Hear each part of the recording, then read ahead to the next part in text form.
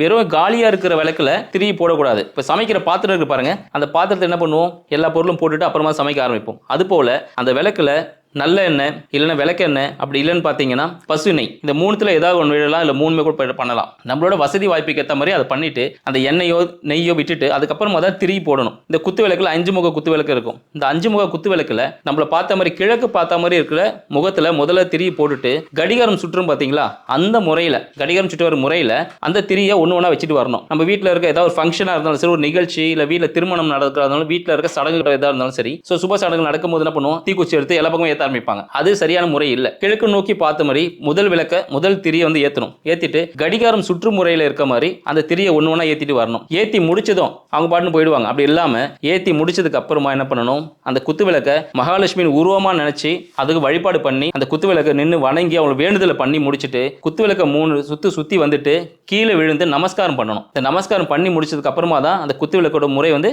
நிவர்த்தி ஆகும். அப்பதான் வந்து அந்த பூஜை வந்து நிவர்த்தியான ஒரு விஷயம். இதுல பாதியில இதெல்லாம் விட்டுட்டோம்னா அங்க நம்ம கரெக்டா பண்ணல அப்படின்னு அர்த்தம். சரிங்க, குத்து விளக்கு ஏத்தியாச்சு, அப்படி இல்லைன்னா காமாட்சி விளக்கு ஏத்திட்டோம். ஏத்தி முடிச்சிச்சு, நம்ம வழிபாடுலாம் பண்ணி முடிச்சிட்டோம். அப்புறம் என்ன பண்ணுவோம், அந்த விளக்கு வந்து கொஞ்சம் நேரம் ஆயிடுச்சு, சரி விளக்கு அணைக்கணும் அப்படின்னு நினைப்போம்.